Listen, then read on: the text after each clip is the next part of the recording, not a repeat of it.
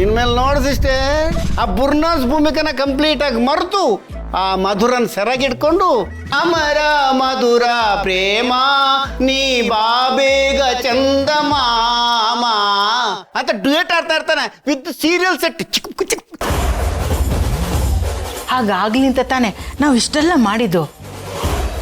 ಅಪ್ಪ, ಈಗ ಕೊನೆ ಹಂತಕ್ಕೆ ಬಂದಿದ್ದೀವಿ. ಸೆಮಿಫೈನಲ್ ಆಯ್ತು, ಇನ್ನು ಫೈನಲ್ ಮಾತ್ರ ಬಾಕಿ. ಡೋಂಟ್ ವರಿ ಸಿಸ್ಟರ್, ಈ ಸಲ ಕಪ್ಪು ನಮ್ಮದೇ. ಜೈ. ಎಸ್, ಈ ಸಲ ನಾವು ಅನ್ಕೊಂಡಿದ್ದ ಹಾಗೆ ಎಲ್ಲ ನಡೀತಾ ಇದೆ ಅಣ್ಣ. ಮನಸ್ಸಿಗೆ ಒಂಥರ ನೆಮ್ಮದಿ. ಆದರೆ ಸಿಸ್ಟರ್, ಈ ನೆಮ್ಮದಿ ಹಾಗೇ ಇರಬೇಕು ಅಂದರೆ ನೀನು ಹಿಂದೆ ಮಾಡಿದ ತಪ್ಪನ್ನು ರಿಪೀಟ್ ಮಾಡಬಾರ್ದು. ಏನು ಹೇಳ್ತಾ ಇದೆಯಣ್ಣ? ಏನು ತಪ್ಪು? ಆ ಭೂಮಿಕಾ ಮನೆಗೆ ಬಂದಾಗಲೇ ಅವಳಿಗೆ ಮೂಗುದಾರ ಹಾಕಿ ನಿನ್ನ ಕಂಟ್ರೋಲಿಗೆ ತಗೋಬೇಕಾಗಿತ್ತು.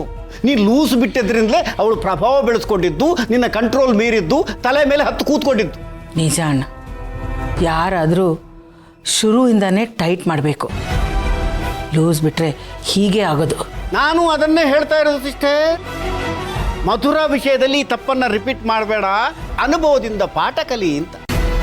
ಆ ಮಧುರ ನಿನ್ನ ಅಭ್ಯರ್ಥಿನೇ ಆಗಿರ್ಬೋದು, ಆದರೆ ಮುಂದೊಂದು ದಿನ ನಿನ್ನ ವಿರುದ್ಧನೇ ಬಂಡಾಯ ಅಭ್ಯರ್ಥಿಯಾಗಿ ಸ್ಪರ್ಧಿಸಲ್ಲ ಅಂತ ಏನು ಗ್ಯಾರಂಟಿ? ಅದಕ್ಕೆ ಈ ಸರ್ತಿ ಗೌತಮ್ ಅವಳಿಗೆ ತಾಳಿ ಕಟ್ತಾ ಇದ್ದ ಹಾಗೆ ನೀನೊಂದು ಒಳ್ಳೆ ಕ್ವಾಲಿಟಿ ಮೂಗುದಾರನ ತಂದು ಅವಳಿಗೆ ಹಾಕ್ಬಿಡು. ಯಾವುದೇ ಕಾರಣಕ್ಕೂ ಅದು ಬಿಚ್ಚೋಗ್ಬಾರ್ದು, ಕಟ್ಟಾಗಬಾರ್ದು. ಅಂಥ ಗಟ್ಟಿ ಮೂಗುದಾರನೇ ಹಾಕಬೇಕು. ಒಟ್ಟಿನಲ್ಲಿ ಯಾವುದೇ ಕಾರಣಕ್ಕೂ ಅವಳು ನಿನ್ನನ್ನು ಮೀರಿ ಬೆಳಿಬಾರ್ದು, ನಿನ್ನ ಲಕ್ಷ್ಮಣ ರೇಖೆಯನ್ನು ದಾಟಬಾರ್ದು. ತನ್ನ ಬೌಂಡ್ರಿ ಒಳಗಡೆನೆ ಆಟ ಆಡ್ಕೊಂಡಿರಬೇಕು. ಅಂಥ ವ್ಯವಸ್ಥೆನ ನೀನು ಶುರುವಲ್ಲೇ ಜಾರಿ ಮಾಡೋದಿತ್ತೆ.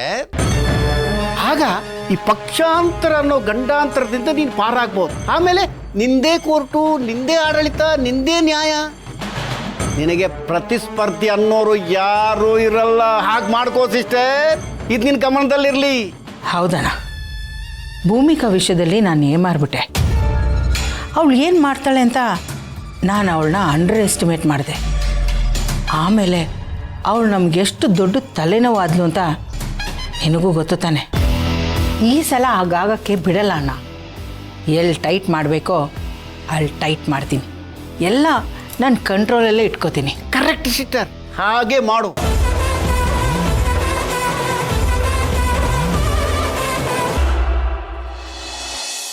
ಇಲ್ಲ, ನಾನು ಈಗಲೇ ಹೋಗಿ ಅಣ್ಣ ಅದಕ್ಕೆ ಹತ್ರ ಮಾತಾಡಬೇಕು. ಪಾಠ ನಿಂತ್ಕೊಳ್ಳಿ. ಯಾಕೆ ಅಪೇಕ್ಷಾ, ಯಾಕೆ ತಡೀತಾ ಇದ್ದೀರಾ? ನಾನು ಈಗಲೇ ಹೋಗಿ ಅಣ್ಣ ಅದಕ್ಕೆ ಹತ್ರ ಮಾತಾಡಲೇಬೇಕು. ಅದರ ಅವಶ್ಯಕತೆ ಇಲ್ಲ. ಯಾಕೆ? ಯಾಕೆ ಅಂದರೆ ಸಾಕ್ಷಾತ್ ಅಕ್ಕನೇ ಮುಂದೆ ನಿಂತು ಭಾವಂಗೆ ಮದುವೆ ಮಾಡಿಸ್ತಾ ಇರೋದು. ವಾಟ್? ಅದಕ್ಕೇನಾ? ಅವ್ರು ಯಾಕೆ ಹೀಗೆ ಮಾಡ್ತಾರೆ? ಫಸ್ಟ್ ಆಫ್ ಆಲ್ ಅವ್ರು ಯಾಕೆ ಇದಕ್ಕೆ ಒಪ್ಕೊಂಡ್ರು? ಏನು ನಡೀತಾ ಇದೆ ನಮಗೊಂದು ಅರ್ಥ ಆಗ್ತಾಯಿಲ್ಲ. I am so confused. ಏನು ನಡಿಬೇಕೋ ಅದೇ ನಡೀತಾ ಇದೆ. ಏನು ಹೇಳ್ತಾ ಇದ್ದೀರಾ? ಅದೇ ಪಾರ್ಥ, ಮದುವೆ ಆದ್ರೂ ಇನ್ನೂ ಮಕ್ಕಳಾಗಿಲ್ಲ ಅಲ್ವಾ? ಮಕ್ಕಳು ಆಗೋದೇ ಇಲ್ವಲ್ಲ, ಅದಕ್ಕೆ ಈ ಮದುವೆ ನಡೀತಾ ಇರೋದು. ಬಟ್ ಪ್ರಾಬ್ಲಮ್ ಇರೋದು ಬಿಗ್ ಬ್ರೋಕ್ ತಾನೆ. ಹಾಗಂತ ಸುಳ್ಳು ಹೇಳಿರೋದು. ಅಕ್ಕನ್ನ ಭಾವ ಡಿಫೆಂಡ್ ಮಾಡ್ಕೊಂಡಿರೋದು. ಆದರೆ ನಿಜವಾಗ್ಲೂ ಪ್ರಾಬ್ಲಮ್ ಇರೋದು ಅಕ್ಕಂಗೆ. ಅದಕ್ಕೆ ಭಾವಂಗೆ ಇನ್ನೊಂದು ಹುಡುಗಿನ ತಂದ್ಕೊಂಡು ಅವ್ರ ಮೂಲಕ ಈ ವಂಶನ ಬೆಳೆಸೋ ಪ್ರೋಗ್ರಾಮು. ಇಷ್ಟೇ ವಿಷಯ, ಇದೇ ನಡೀತಿರೋದು. ಸ್ವತಃ ಅಕ್ಕನೇ ಮುಂದೆ ನಿಂತು ಈ ಮದುವೆ ಮಾಡಿಸ್ತಾ ಇದ್ದಾಳೆ. ಎಷ್ಟೇ ಆದರೂ ತ್ಯಾಗಮಯಿ ಅಲ್ವಾ? ಅದಕ್ಕೆ ಪ್ರೀತಿ ಮಧುರ, ತ್ಯಾಗ ಅಮರ ಅಂದ್ಕೊಂಡು ಅವಳ ಪ್ರೀತಿನ ಅವಳು ತ್ಯಾಗ ಮಾಡ್ತಾ ಇದ್ದಾಳೆ. ಮತ್ತೆ ಗ್ರೇಟ್ ಆಗ್ಬಿಡ್ತಾಳೆ. ಅದಕ್ಕೆ ಹೇಳೋದು ಅವಳು ತುಂಬಾನೇ ಕ್ಲೆವರ್ ಅಂತ. ಸಿಚುವೇಶನ್ ಎಂಥದ್ದೇ ಇರಲಿ ತನ್ನ ಕಡೆ ಮಾಡ್ಕೊಂಡ್ಬಿಡ್ತಾಳೆ. ಮಕ್ಕಳಾಗದೇ ಇರೋದು ಅವಳಿಗೆ, ಫಾಲ್ಟ್ ಇರೋದು ಅವಳಲ್ಲಿ. ಸೊ ಮನೆಯವರಂತೂ ಸುಮ್ಮನೆ ಕೂರಲ್ಲ, ಏನಾದರೂ ಪ್ರಯತ್ನ ಪಟ್ಟೇ ಪಡ್ತಾರೆ. ಕೊನೆಗೆಲ್ಲಾನು ತಂದ್ಬಿಡೋಕ್ಕೆ ಬರುತ್ತೆ ಅನ್ನೋದು ಅವಳಿಗೆ ಚೆನ್ನಾಗಿ ಅರ್ಥ ಆಗಿದೆ. ಸೊ ಯಾವುದಕ್ಕೂ ಇರಲಿ ಅಂತ ತಾನೇ ಮುಂದೆ ನಿಂತು ಮದುವೆ ಮಾಡಿಸ್ತಿದ್ದಾಳೆ. ನೋಡಿ ಎಷ್ಟು ಬ್ರಿಲಿಯಂಟ್ ಅಂತ ಅವಳು. ತನ್ನ ಮೈನಸ್ಸನ್ನೇ ಪ್ಲಸ್ ಮಾಡ್ಕೊಂಡ್ಬಿಟ್ಲು. ದಟ್ ಇಸ್ ಭೂಮಿಕಾ, ಪಕ್ಕ ಪಾಲಿಟಿಷಿಯನ್. ಏನ್ರಿ ನೀವು ಇಂಥ ಒಂದು ಶಾಕಿಂಗ್ ವಿಷಯನ ಇಷ್ಟೊಂದು ಕ್ಯಾಶುಯಲ್ ಆಗಿ ಹೇಳ್ತಾ ಇದ್ದೀರಾ? ಅಲ್ಲ, ಮನೇಲಿ ಇಷ್ಟೆಲ್ಲ ನಡೀತಾ ಇದ್ರು ನಿಮ್ಗೇನು ಅನ್ನಿಸ್ತಾ ಇಲ್ವಾ? ನೋಡಿ, ಒಂದು ವೇಳೆ ಬಿಗ್ ಬ್ರೋ ಇನ್ನೊಂದು ಮದುವೆ ಆದರೆ ಅವ್ರು ಅದಕ್ಕೆ ಜಾಗ ಬಂದು ಕೂತ್ಕೋತಾರೆ.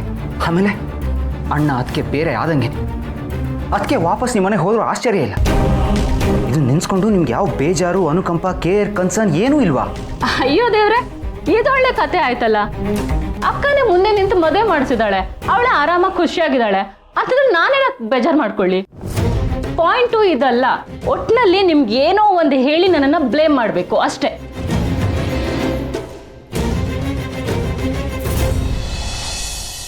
ಏನು ಹೇಳ್ತಿದ್ಯಾ ಆನಂದ್? ಗೌತಮ್ಗೆ ಇನ್ನೊಂದು ಮದ್ವೆನಾ? ಅಲ್ಲ, ಅವ್ರಿಗೆಲ್ಲ ತಲೆಗೆಲೆ ಕೆಟ್ಟಿದ್ಯಾ ಹೇಗೆ? ಏನಾಗ್ತಿದೆ ಅಲ್ಲಿ? ನನಗಂತೂ ಅರ್ಥ ಆಗ್ತಿಲ್ಲ. ಆನಂದ್ ಪ್ಲೀಸ್, ಏನಾಗ್ತಿದೆ ಅಂತ ಹೇಳು. ಅದು ಮೋಸ್ಟ್ಲಿ ಅವ್ರಿಗೆ ಮಕ್ಕಳಾಗಿಲ್ವಲ್ಲ ಚಿನ್ನ, ಅದಕ್ಕೆ ಇರಬೇಕು. ಎಂಥ ಅನ್ಯಾಯ ಇದು. ಗೌತಮಿಂದ ಮಗು ಆಗಿಲ್ಲ ಅಂದರೆ ಅದು ಭೂಮಿಕಾ ಯಾಕೆ ಶಿಕ್ಷೆ ಅನುಭವಿಸ್ಬೇಕು? ಅವಳೇನು ತಪ್ಪು ಮಾಡಿದ್ದಾಳೆ? ಚೆನ್ನಾಗಿದೆ, ಗೌತಮಿಂದ ಮಗು ಆಗಲ್ಲ, ಆದರೂ ಅವ್ನಿಗೆ ಎರಡನೇ ಮದುವೆ ಯಾಕೆ ಮಾಡ್ತಿದ್ದಾರಂತೆ? ಅದರಿಂದ ಅವ್ರಿಗೆ ಏನು ಸಿಗುತ್ತೆ ಆನಂದ್? ಆನಂದ್, ನನಗೆ ಗೊತ್ತು ನಿನಗೆಲ್ಲ ಗೊತ್ತಿದೆ ಅಂತ. ಇಲ್ಲ, ನನಗೇನು ಗೊತ್ತಿಲ್ಲ ಚಿನ್ನ. ನಿಜವಾಗ್ಲೂ ಗೊತ್ತಿಲ್ವಾ? ಹಾಂ, ನೀನೀಗ ಹೇಳಲಿಲ್ಲ ಅಂದರೆ ನನ್ನ ಮೇಲೆ ಆಣೆ.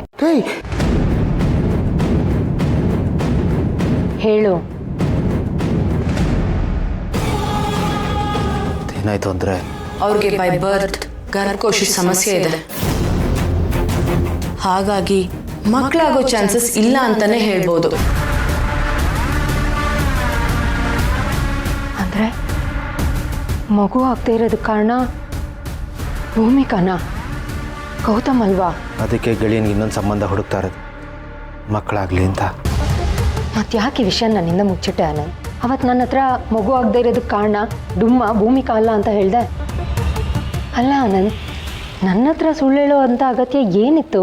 ಸತ್ಯ ಹೇಳೋ ಪರಿಸ್ಥಿತಿಲಿ ನಾನು ಇರಲಿಲ್ಲ ಚಿನ್ನ. ಪ್ಲೀಸ್ ನನ್ನ ಅರ್ಥ ಮಾಡ್ಕೊ. ಈ ವಿಷಯನ ಯಾರಿಗೂ ಹೇಳಬೇಡ ಅಂತ ಗೆಳೆಯ ಮಾತು ತಗೊಂಡಿದ್ದ, ಅದಕ್ಕೆ ನಾನು ನಿನಗೂ ಹೇಳಿರಲಿಲ್ಲ. ಆದರೆ ಇವಾಗ ಹೇಳೋ ಪರಿಸ್ಥಿತಿ ಬಂತು, ಅದಕ್ಕೆ ಹೇಳಿದೆ. ನಿನ್ನೆ ನಂಬಿ ವಿಷಯ ಹೇಳ್ಬಿಟ್ಟಿದ್ದೀನಿ. ಇದು ಯಾರಿಗೂ ಗೊತ್ತಾಗಬಾರ್ದು. ಪ್ಲೀಸ್, ಒಂದು ವೇಳೆ ಮಕ್ಕಳಾಗಲ್ಲ ಅನ್ನೋ ವಿಷಯ ಹೊರಗಡೆ ಜನಕ್ಕೆ ಗೊತ್ತಾಗ್ಬಿಟ್ರೆ ತಲೆಗೊಂದೊಂದು ಮಾತಾಡ್ತಾರೆ, ಅಯ್ಯೋ ಅನ್ನಿಸ್ಬಿಡ್ತಾರೆ. ಟೆಕ್ನಾಲಜಿ ಎಷ್ಟೇ ಮುಂದುವರೆದಿದ್ರೂ ಜನಗಳ ಮೆಂಟಾಲಿಟಿ ಮಾತ್ರ ಬದಲಾಗಿಲ್ಲ. ಅದಕ್ಕೆ ಇದು ಯಾರಿಗೂ ಗೊತ್ತಾಗಬಾರ್ದು ಅಂತ ಅವನು ಹೇಳಿದ್ದ. ಸಾರಿ ಕಣೆ, ನನ್ನಿಂದ ಈ ವಿಷಯ ಮುಚ್ಚಿಟ್ಬಿಟ್ಟೆ. ಇರಲಿ ಬಿಡು ಆನಂದ್, ನಿನ್ನ ಜಾಗದಲ್ಲಿ ನಾನಿದ್ದಿದ್ರು ಹೀಗೆ ಮಾಡಿರ್ತಿದ್ದೆ. ಎಂಥ ಅನ್ಯಾಯ ಇದು. ಪಾಪ ಡುಮ್ಮ ಇನ್ನು ಎಷ್ಟು ನೋವು ಅನುಭವಿಸ್ಬೇಕು? ಇಷ್ಟು ವರ್ಷ ಅನುಭವಿಸಿದ ಸಾಲ್ದ? ಅವರಿಬ್ಬರಿಗೂ ಒಂದು ಮಗು ಆಗಿದ್ದಿದ್ರೆ ಎಷ್ಟು ಖುಷಿ ಪಟ್ಟಿರೋರು. ಇದನ್ನೆಲ್ಲ ನೋಡ್ತಿದ್ರೆ ದೇವ್ರಿದಾನೆ ಅನ್ನೋದೇ ಸುಳ್ಳು ಅನಿಸ್ತಿದೆ. ಈಗ ಏನು ಮಾಡೋದು? ಈಗ ನೀನಾಗಲಿ ನಾನಾಗಲಿ ಏನು ಮಾಡೋ ಪರಿಸ್ಥಿತಿಲಿ ಇಲ್ಲಮ್ಮ. ಯಾಕೆಂದರೆ ಮದುವೆ ಮಾಡಿಸ್ತಿರೋದೇ ಅದಕ್ಕೆ ಆಗಲೇಬೇಕು ಅಂತ ಹಠ ಹಿಡ್ದಿದ್ದಾರೆ. ಇವನು ನಾನು ಒಪ್ಕೊಳ್ಳಲ್ಲ ಅಂತ ಹೇಳಿದ್ದ ಚಿನ್ನ. ಆದರೆ ಲಾಸ್ಟ್ ಮಿನಿಟಲ್ಲಿ ಡಿಸಿಷನ್ ಯಾಕೆ ಚೇಂಜ್ ಮಾಡಿದ್ನೋ ನನಗಂತೂ ಅರ್ಥ ಆಗ್ತಾ ಇಲ್ಲ. ನಾಳೆ ಬೆಳಗ್ಗೆ ಅಲ್ಲಿಗೆ ಹೋಗಿ ವಿಷಯ ಏನು ಅಂತ ತಿಳ್ಕೊತೀನಿ. ಆದರೂ ಒಳ್ಳೆಯವ್ರಿಗೆ ಒಳ್ಳೇದಾಗುತ್ತೆ ಅನ್ನೋದೆಲ್ಲ ಸುಳ್ಳೆ. ಒಳ್ಳೆಯವ್ರಿಗೆ ಕೆಟ್ಟದಾಗೋದು. ಇದಕ್ಕೆಲ್ಲ ಎಕ್ಸಾಂಪಲ್ ನಮ್ಮ ಡುಮ್ಮನೆ. ಎಷ್ಟು ಅಂತ ನೋವು ಅನುಭವಿಸ್ತಾನೆ, ಕೊನೆನೇ ಇಲ್ವಾ ಇದಕ್ಕೆಲ್ಲ?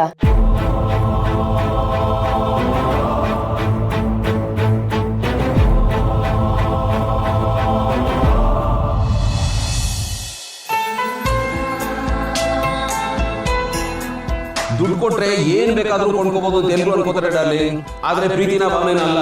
ನಾನು ಮನೆಗೆ ಹೋದಾಗ ನನಗೋಸ್ಕರ ಕಾದಿರೋದು ಜೀವ ಇರಬೇಕು ಅನ್ಸುತ್ತೆ. ಪ್ರೀತಿಯಿಂದ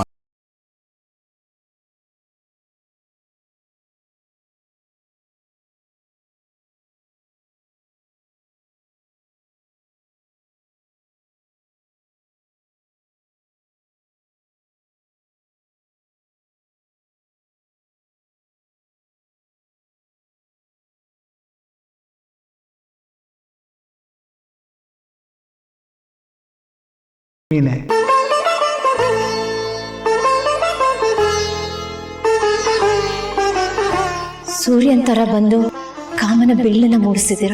ನನ್ನ ಕನಸುಗಳನ್ನ ಬಣ್ಣವನ್ನು ತುಂಬಿಸಿ ನನ್ನ ಬದುಕನ್ನೇ ಬಣ್ಣವಾಗಿಸಿದಿರ. ಐ ಲವ್ ಯು ಗೌತಮ್ ಅವರೇ. ನಾನು ನಿಮ್ಮನ್ನ ಎಲ್ಲಕ್ಕಿಂತ ಹೆಚ್ಚಾಗಿ ಪ್ರೀತಿಸ್ತೀನಿ.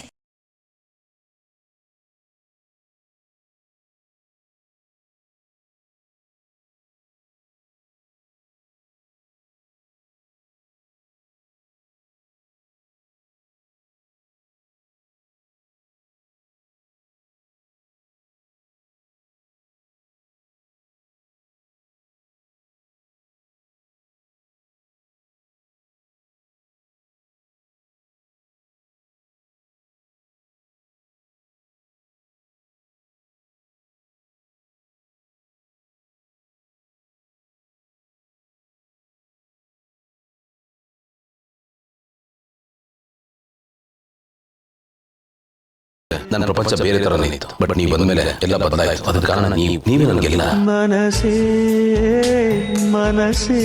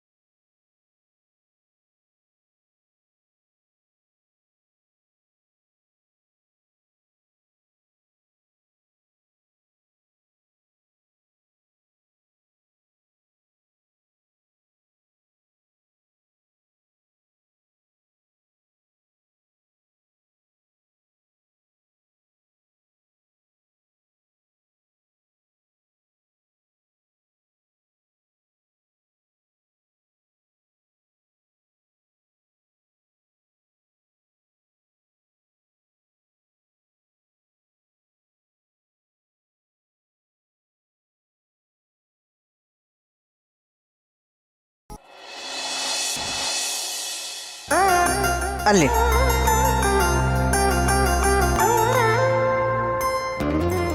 ನೋಡ್ತೀಯಣ್ಣ ನಮ್ಮ ಪ್ಲ್ಯಾನ್ ಹೇಗೆ ಸಕ್ಸಸ್ ಆಗ್ತಾ ಇದೆ ಅಂತ. ನೋಡ್ತಿದ್ದೀನಲ್ಲ ಸಿಸ್ಟರ್, ನನಗೆ ನಂಬಕ್ಕಾಗ್ತಾ ಇಲ್ಲ. ಇದೆಲ್ಲ ನೋಡಿದ್ರೆ ವಿಚಿತ್ರ ಆದರೂ ಸತ್ಯ ಅಂತಾರಲ್ಲ, ಆ ಥರ ಆಗ್ತಾ ಇದೆ. ಈ ಘಾಟಿ ಮುದುಕಿ ಪಿಂಡೇಶ್ವರಿ ಇದು ನಮ್ಮ ಪ್ಲ್ಯಾನ್ ಅಂತ ಗೊತ್ತಿಲ್ಲದೆ ತಾನೇ ಮುಂದೆ ನಿಂತು ಎಲ್ಲ ತಯಾರಿನೂ ಮಾಡ್ತಿದ್ದಾಳೆ. ನಮ್ಮ ಶತ್ರುಗಳೇ ನಮಗೆ ಚಪ್ಪಾಳೆ ತಡ್ದಂಗೆ ಆಗ್ತಾ ಇದೆ. ಇದಕ್ಕಿಂತ ಇನ್ನೇನು ಬೇಕು ಸಿಸ್ಟರ್? ಮಾಸ್ಟರ್ ಪ್ಲ್ಯಾನ್ ಮಾಡೋದ್ರಲ್ಲಿ ನೀನು ಮತ್ತೆ ಗ್ರ್ಯಾಂಡ್ ಮಾಸ್ಟರ್ ಅನ್ನೋದನ್ನು ಪ್ರೂವ್ ಮಾಡಿಬಿಟ್ಟಿಯಲ್ಲ. ನೋಡು ಪಿಂಡೇಶ್ವರಿನ 18 ವರ್ಷದ ಹುಡುಗಿ ಥರ ಎಲ್ಲನೂ ಹುಳ ಮಾಡ್ತಿದ್ದಾಳೆ. ನಾನಿದನ್ನು ನಿರೀಕ್ಷೆ ಮಾಡಿರಲಿಲ್ಲ ಸಿಸ್ಟರ್. ಗೌತಮ್ ಭೂಮಿಕಾ ಒಪ್ಕೊಂಡ್ರು ಎಲ್ಲಿ ಪಿಂಡೇಶ್ವರಿ ಮಧ್ಯೆ ಒಂದು ಪಿಂಡ ಇಟ್ಬಿಡ್ತಾಳೋ ಅಂತ ತಿಳ್ಕೊಂಡಿದ್ದೆ. ಈಗ ನೋಡಿದ್ರೆ ಎಲ್ಲ ಉಲ್ಟಾಗೋಯ್ತು. ನಿರೀಕ್ಷೆ ಮಾಡದ ರೀತಿಯಲ್ಲಿ ರಿಸಲ್ಟ್ ಬರ್ತಾ ಇದೆ, ಅನಿರೀಕ್ಷಿತ ಫಲಿತಾಂಶ. ಈ ಮುದುಕಿ ಮುಂದಾಳತ್ವದಲ್ಲೇ ಮದುವೆ ನಡೀತಾ ಇದೆ. ತಾನೇ ಎದುರುಗಡೆ ನಿಂತು ಮದುವೆ ಮಾಡಿಸ್ಬೇಕು ಅಂತ ತರಾತುರಿಯಲ್ಲಿ ಓಡಾಡ್ತಿದ್ದಾಳೆ ನೋಡು. ಯಾಕೆ ಹೇಳು? ಯಾಕೆ? ಎಷ್ಟೇ ಆದರೂ ಹಳೆ ತಲೆ ಅಲ್ವಾಣ, ಸೆಂಟಿಮೆಂಟ್ ಜಾಸ್ತಿ. ವಂಶೋದ್ಧಾರಕ ಬೇಕು ಅಂತ ಒಪ್ಕೊಂಡಿರ್ತಾಳೆ. ಇಷ್ಟೇ. ನನಗೂ ಸಣ್ಣ ಡೌಟು. ಏನು? ಈ ಫೈನಲ್ವರೆಗೆ ಬಂದು ಮಳೆ ಕಾರಣದಿಂದ ಪಂದ್ಯ ರದ್ದಾಗುವಂತೆ ಇಲ್ಲೇನೋ ಗಂಡ ಗುಂಡಿಯಾಗಿ ಮುಹೂರ್ತ ಟೈಮಲ್ಲಿ ಮದುವೆ ನಿಲ್ಲಲ್ಲ ತಾನೇ? ಅಣ್ಣ ಏನು ಹೇಳ್ತಾ ಇದೆಯಾ? ಬಿಡ್ತು ಅನ್ನೋ. ಒಳ್ಳೇದಾಗೋ ಟೈಮಲ್ಲಿ ಅಪಶಕುನದು ಮಾತಾಡ್ತಾ ಇದ್ದಿಲ್ಲ. ನಾವಿಷ್ಟೆಲ್ಲ ಮಾಡಿದ್ದು ಮದುವೆ ನಿಂತೋಗ್ಲಿ ಅಂತಾನ? ಎಷ್ಟು ಖುಷಿಯಾಗಿದೆ. ಮೂಡೆಲ್ಲ ಹಾಳು ಮಾಡಿಬಿಟ್ಟೆ ನೀನು. ಅಲ್ಲ ಸಿಸ್ಟರ್, ಅದು ನೀನೇನು ಮಾತಾಡ್ಬೇಡ, ಸುಮ್ಮನೆ ಇದ್ಬಿಡು. ಅಂಡರ್ಸ್ಟ್ಯಾಂಡ್. ಅತ್ತೆ, ಅದು ನೀವೇ ಮುಂದೆ ನಿಂತು ಎಲ್ಲ ಅರೇಂಜ್ಮೆಂಟ್ಸ್ ಮಾಡಿಸ್ತಾ ಇದ್ದೀರಲ್ಲ, ಈ ಮದುವೆ ಆಗೋದು ನಿಜಕ್ಕೂ ನಿಮಗೆ ಖುಷಿ ಇದೆಯಾ? ಅಯ್ಯೋ ಶಿವನೇ, ಖುಷಿಯಾಗಿರೋದಕ್ಕೆ ತಾನೇ ಇದನ್ನೆಲ್ಲ ಮಾಡಿಸ್ತಾ ಇರೋದು. ಅದು ನಿಜಾನೇ. ಆದರೆ ಇಷ್ಟ ಇಲ್ಲದೇನೂ ಜವಾಬ್ದಾರಿ ಅಂತ ಅಂದ್ಕೊಂಡು ಎಲ್ಲಿ ಮಾಡ್ತಾ ಇದ್ದೀರಾ ಅಂತ ನಾನು ಅಂದ್ಕೊಂಡೆ, ಅದಕ್ಕೆ ಕೇಳಿದೆ. ಇಷ್ಟ ಯಾಕಿರಲ್ಲ? ನಮ್ಮ ಮನೆಗೆ ಒಳ್ಳೇದಾಗತ್ತೆ, ನಮ್ಮ ವಂಶ ಉದ್ಧಾರ ಆಗತ್ತೆ ಅಂದರೆ ಸಂತೋಷ ತಾನೇ. ಅಂದಮೇಲೆ ನಾನು ಯಾಕೆ ಬೇಡ ಅನ್ಲಿ? ನಿಜ ಹೇಳಬೇಕಂದ್ರೆ ಇಷ್ಟು ವರ್ಷದಲ್ಲಿ ನೀನು ಮಾಡಿರೋ ಒಳ್ಳೆ ಕೆಲಸ ಅಂದರೆ ಇದೊಂದೇ ನೋಡು. ಅಷ್ಟಾದರೆ ಸಾಕು. ನಿಮ್ಮ ಬಾಯಲ್ಲಿ ಇದೆಲ್ಲ ಕೇಳ್ತಾ ಇದ್ರೆ ತುಂಬ ಖುಷಿ ಆಗ್ತಿದೆ ಅತ್ತೆ. ಎಲ್ಲಿ ಬೇಜಾರು ಮಾಡ್ಕೊಂಡಿರ್ತೀರೋ ಅಂತ ಅಂದ್ಕೊಂಡಿದ್ದೆ. ಆದರೆ ಈಗ ಸಮಾಧಾನ ಆಯಿತು. ಇದರಲ್ಲಿ ಏನೇ ಇದೆ, ಇದೇನು ಹೊಸ್ತಾ? ತುಂಬ ಹಿಂದಿನಿಂದ ನಡ್ಕೊಂಡು ಬಂದಿರೋದು. ಮಕ್ಕಳಾಗ್ಲಿಲ್ಲ ಅಂದರೆ ಇನ್ನೊಂದು ಮದುವೆ ಮಾಡಿಸೋದು ಹೊಸ್ತೇನಲ್ವಲ್ಲ. ಗುಂಡುಗಷ್ಟೇ ಅಲ್ಲ, ಒಂದು ವೇಳೆ ಅಂಥ ಪ್ರಸಂಗ ನನಗೆ ಬಂದಿದ್ರು ನಾನೇ ನಿಂತು ನಮ್ಮ ಯಜಮಾನ್ರು ಮದುವೆ ಮಾಡ್ತಿದ್ದೆ. ನಮಗಿಂತ ಮನೆ ದೊಡ್ಡದು, ಮನೆತನ ದೊಡ್ಡದು, ಅದನ್ನು ಮರಿಬಾರ್ದು. ಮನೆ ಒಳಿತಿಗೋಸ್ಕರ ಇಂಥ ನಿರ್ಧಾರಗಳು ಅನಿವಾರ್ಯವಾಗಿಬಿಡಿರುತ್ತೆ. ಆದರೆ ಬಲವಂತ ಮಾಡೋ ತಪ್ಪು, ಇದನ್ನು ನಾನು ಒಪ್ಪಲ್ಲ. ಆದರೆ ನಮ್ಮನೆ ವಿಷಯದಲ್ಲಿ ಹಾಗಾಗಲಿಲ್ಲ. ನಮ್ಮ ಗುಂಡು ಭೂಮಿಕನೇ ಒಪ್ಕೊಂಡಿದ್ದಾರೆ ಅಂದಾಗ ಇನ್ನೇನು ಸಮಸ್ಯೆ ಇದೆ? ನನಗಂತೂ ಇದರಲ್ಲಿ ಯಾವ ತಪ್ಪು ಕಾಣಿಸ್ತಾ ಇಲ್ಲ. ಒಳ್ಳೆ ಕೆಲಸನೇ ಮಾಡಿದ್ಯಾ. ಬಾಕಿ ಏನೇ ಇರಲಿ, ಈ ವಿಷಯದಲ್ಲಂತೂ ನಿನಗೆ ಶಭಾಷ್ ಅನ್ನಲೇಬೇಕು. ಥ್ಯಾಂಕ್ಸ್ ಅತ್ತೆ. ಅಮ್ಮಮ್ಮ, ನಿಮ್ಮ ಬಾಯಿಂದ ಈ ಮಾತು ಬಂತಲ್ಲ, ಅದು ನಮ್ಮ ಸಿಸ್ಟರ್ಗೆ ರಾಷ್ಟ್ರಪತಿ ಪದಕ ಸಿಕ್ಕಷ್ಟೇ ಖುಷಿ. ನನಗೂ ತುಂಬ ಖುಷಿ ಆಯ್ತಮ್ಮಮ್ಮ. ನಾನು ಹಾಗೆ ಕಣೋ, ಹೊಗಳೋ ವಿಷಯಕ್ಕೆ ಹೊಗಳ್ತಿರ್ತೀನಿ, ಉಗಿಯೋ ವಿಷಯಕ್ಕೆ ಬೇಡದೇ ಇಲ್ಲ, ಉಗಿತಾನೇ ಇರ್ತೀನಿ. ಆದರೆ ನಡ್ಕೊಳ್ಳೋರ ಮೇಲೆ ಡಿಪೆಂಡ್ ಆಗಿರುತ್ತೆ ಅಷ್ಟೆ.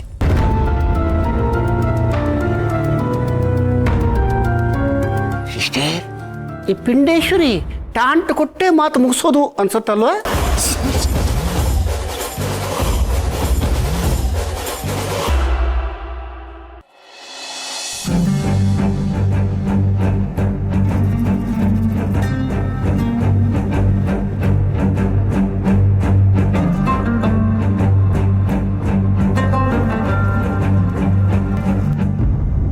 ಭೂಮಿಕಾ, ಈಗಲೂ ಹೇಳ್ತಾ ಇದ್ದೀನಿ, ಈಗ ಆಗ್ತಾ ಇರೋದು ಸರಿ ಇಲ್ಲ. ಇಲ್ಲಿಗೆ ನಿಲ್ಲಿಸ್ಬಿಡೋಣ ಪ್ಲೀಸ್. ಆಗ್ತಿರೋದು ಸರಿಯಾಗೇ ಇದೆ. ಈಗ ಯಾವುದನ್ನು ಚೇಂಜ್ ಮಾಡೋಕ್ಕಾಗಲ್ಲ. ಈಗ ನೀವು ಹೀಗೆ ಹೇಳಿದ್ರೆ ಹೇಗೆ? ಜಾಸ್ತಿ ಇದ್ರ ಬಗ್ಗೆ ಯೋಚನೆ ಮಾಡಬೇಡಿ. ಪ್ರಪಂಚದಲ್ಲಿ ಯಾವ ಗಂಡನಿಗೂ ಇಂಥ ಸ್ಥಿತಿ ಬಂದಿರಲ್ಲ.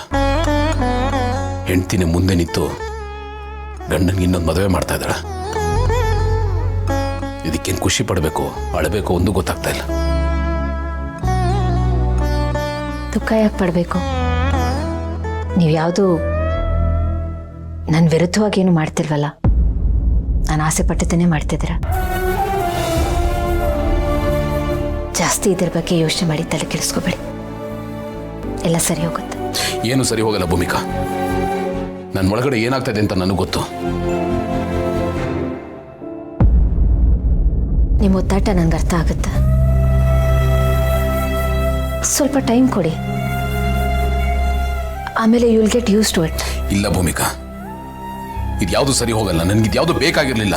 ನೀವೆಲ್ಲ ಸೇರಿ ನನ್ನ ಬೋಕೆ ಅನ್ನೋ ಥರ ಮಾಡಿದ್ದೀರಾ.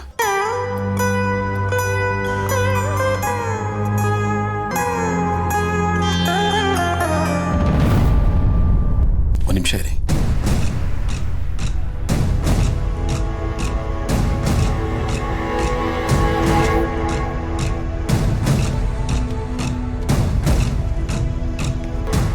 ತಗೊಳ್ಳಿ. ಏನಿದು? ಸೀರೆ. ನನ್ನ ಮದುವೆಗೆ ನೀವು ಇದನ್ನೇ ಉಟ್ಕೋಬೇಕು.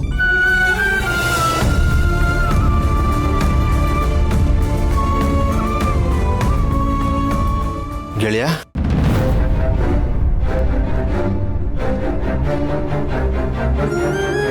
ಅದಕ್ಕೆ ಏನತ್ಗೆ ಇದೆಲ್ಲ?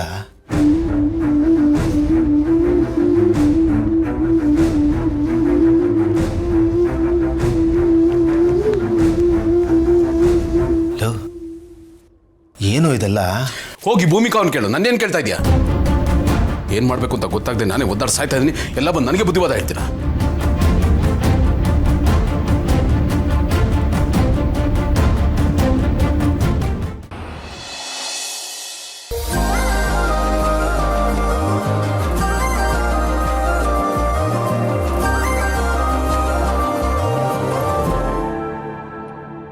ಭೂಮಿಕಾ,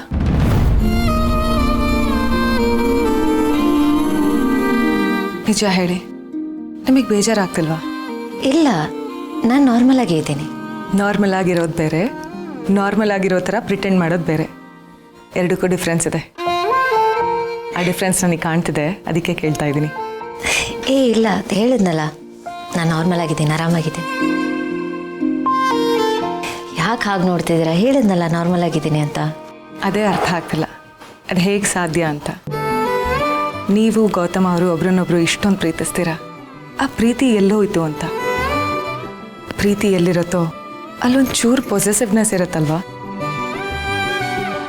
ಬಿಟ್ಕೊಡ್ತಿದ್ದೀನಿ ಅನ್ನೋ ನೋವಿರುತ್ತಲ್ವಾ, ಅದಿಲ್ಲ ಅಂದರೆ ಪ್ರೀತಿ ಇದ್ದಿದ್ದೇ ಸುಳ್ಳು ಅಂತ ಆಗೋದಿಲ್ವಾ? ಯಾಕೆ ಸುಮ್ಮನಾಗ್ಬಿಟ್ರಿ ಹೇಳಿ, ನಿಮಗೇನು ಅನ್ನಿಸ್ತಲ್ವಾ? ನನಗೇನು ಅನಿಸುತ್ತೆ ಅನ್ನೋದಕ್ಕಿಂತ ಗೌತಮ್ ಅವ್ರಿಗೇನು ಒಳ್ಳೆಯದು ಅದು ಬೇಕಾಗಿರೋದೀಗ.